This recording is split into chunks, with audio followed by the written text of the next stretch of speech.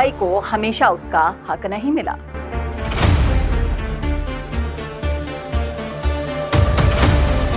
जब मनमोहन सिंह पहली बार प्रधानमंत्री बने, तब उन्होंने एक चौंकाने वाला बयान दिया। मुंबई की गुनहगार है कांग्रेस। मुंबई के विकास का किस तरह से गला घोंटा है कांग्रेस पार्टी ने, आज हम इस वीडियो में पूरी तरह से एक्सपोज करने वाले हैं, इसलिए इस वीडियो को आखिर तक जरूर देखिएगा। नमस्कार, मैं हूं चेतना शर्मा। आप देखना शुरू कर चुके हैं संवाद भारत का, भारत के लिए। क्या आपको पता है कि मनमोहन सिंह ने खुद ये माना था कि मुंबई भारत की फाइनेंशियल कैपिटल होने के बावजूद अपने हक का विकास कभी नहीं कर पाई। आइए इस बारे में आपको डिटेल में बताते हैं। तो हुआ यूं कि जब मनमोहन सिंह पहली बार प्रधानमंत्री बने, तब उन्होंने एक चौंकाने वाला बयान दिया। उन्होंने कहा कि मुंबई को हमेशा उसका हक नहीं मिला।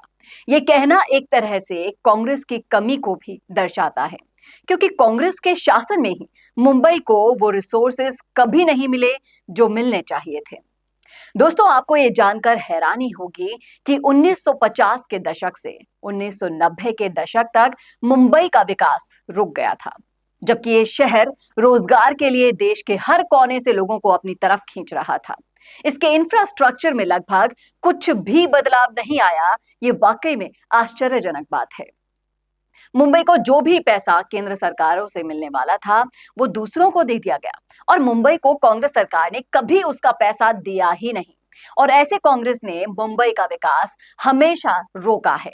इस पर बात करते हुए वरिष्ठ अधिवक्ता रमाकांत गौड़ ने भी बताया कि मुंबई के विकास को किस तरीके से कांग्रेस ने रोका, और अब जाकर बीजेपी सरकार और पीएम मोदी के विजन से मुंबई फिर से विकास की रफ्तार पकड़ पाई है।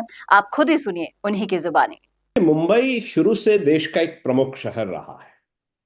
वो चाहे भारत का स्वतंत्रता संग्राम रहा हो या भारत की इकोनॉमिक राजधानी कहा जाता है मुंबई को, पर मुंबई के पास वास्तव में आया क्या, इसका एक बहुत गहन अवलोकन की आवश्यकता है। अब देखें, जब मुंबई की आबादी कांग्रेस सरकार में पूर्व प्रधानमंत्री श्री मनमोहन सिंह जी ने भी रादर एडमिट किया इस बात को कि मुंबई को उसका शेयर नहीं मिला। जो आप और मैं बात कर रहे हैं वो बात मनमोहन सिंह जी ने भी कही, और मनमोहन सिंह एक देश के वित्त विशेषज्ञ थे, फिर प्रधानमंत्री हुए। पर उस सब के बावजूद प्लानिंग बहुत अच्छी की, पर हुआ क्या, मिला क्या देश को, देश की इकोनॉमिक राजधानी को? क्या देश की इकोनॉमिक राजधानी को वो इंफ्रास्ट्रक्चर भी मिल पाया जिसे हम लीनियर रोड के अतिरिक्त कुछ और कह पाते? सी लिंक रोड कब प्लान हुआ, कब बना, और दूसरी जो पैरेलल रोड बननी थी वो क्यों नहीं बन पाई? ये कुछ बड़े गहन मुद्दे हैं जिनको राजनीतिक तौर से भी जनता को सोचना होगा, विचारना होगा। हम सब लोगों के लिए एक खुली किताब है कि डेवलपमेंट जो भी हुआ, प्लान हुआ कांग्रेस के समय में, एग्जीक्यूट हुआ समहाउ बीजेपी रजीम में। अब उसके कारण कुछ भी रहे हो, शायद ईज ऑफ डूइंग बिजनेस में be one of the reasons. दूसरा रीजन ये हो सकता है कि प्रधानमंत्री नरेंद्र मोदी ने हमेशा विजुलाइज किया कि कनेक्टिविटी होनी चाहिए। उन्होंने जैसे देश के विभिन्न शहरों को एक दूसरे से जोड़ने का प्रयास किया, ऐसे ही देश की इकोनॉमिक राजधानी को भी उन्होंने जोड़ने का प्रयास किया। साइड वेज बने, एक दूसरा ब्रिज आया जो अपने आप में एक ऐतिहासिक डेवलपमेंट है। जो इंडस्ट्रीज हैं उनके लिए भी टैक्स की वेरियस स्ट्रक्चर्स क्रिएट किए गए, और ईज ऑफ डूइंग बिजनेस के चलते बहुत सारे बिजनेस को भी उन्होंने प्रयास किया है। जो प्रधानमंत्री जी ने एनविजन किया कि 500 यहाँ की इसकी मुंबई की जो इकोनॉमी है वो 5 गुना हो जाएगी, और उसी विजन के चलते चलते उन्होंने जो अपना श्वेत पत्र दिया है, मुझे लगता है कि वो अपने आप में बहुत अच्छे से ये बात बताता है कि डेवलपमेंट जो हुआ है वो बीजेपी रजीम में बेहतर हुआ है, और कांग्रेस रजीम में वो उतना बेहतर एग्जीक्यूट नहीं हो पाया। तो आज भी मुंबई के 60% से ज्यादा लोग झुग्गी झोपड़ी में रहते थे। 2005 की बाढ़ के बाद एक बड़े संकट का प्रतीक थी क्लॉग्ड ड्रेनेज सिस्टम, गंदा पानी और मुंबई का बिखरता हुआ इंफ्रास्ट्रक्चर। लेकिन बीजेपी ने इस असंतुलन को ठीक करने की कोशिश की है। 1990 के दशक में जब बीजेपी शिवसेना की सरकार आई तो सीलिंग्स, कोस्टल रोड्स और सैटेलाइट टाउन्स जैसे प्रोजेक्ट को पहली बार पुश मिला। और 2014 के बाद नरेंद्र मोदी सरकार ने इस मोमेंटम को और भी ज्यादा तेज कर दिया।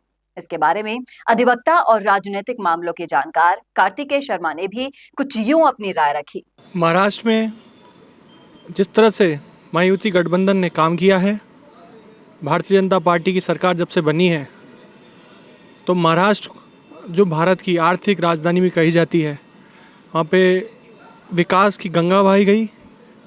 भारत के यशस्वी प्रधानमंत्री आदरणीय नरेंद्र मोदी जी ने महाराष्ट्र के लोगों को और वहाँ के विकास को हरदम सर्वोच्च प्राथमिकता दी है।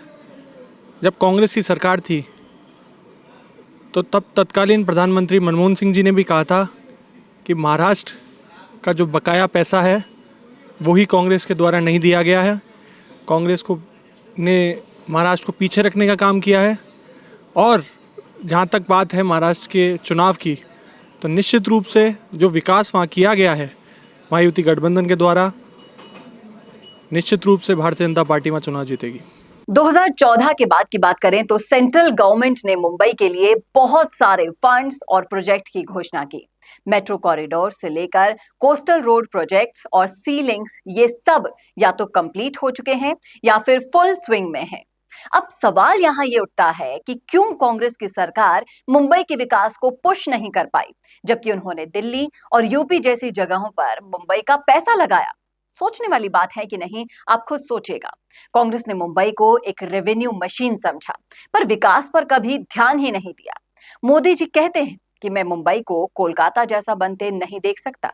ये साफ होता है कि पिछले कुछ सालों में बीजेपी ने इंफ्रास्ट्रक्चर डेवलपमेंट और कंप्लायंस रिफॉर्म्स पर काम किया है, जिससे मुंबई की जीडीपी बढ़ने के चांसेस बढ़े हैं। तो दोस्तों, आज के समय में जब मुंबई को शंघाई, सिंगापुर और दुबई जैसे शहरों से टक्कर लेनी है, तो आपको क्या लगता है कि क्या ये डेवलपमेंट्स सच में मुंबई को उन शहरों के बराबर ला पाएंगे? अपने विचार कमेंट्स में रखिएगा जरूर। वीडियो को लाइक करना, शेयर करना ना भूलिएगा। मिलते हैं अगले वीडियो में एक नए मुद्दे के साथ, और ऐसे ही वीडियोस के लिए देखना ना भूले संवाद भारत का, भारत के लिए। नमस्कार।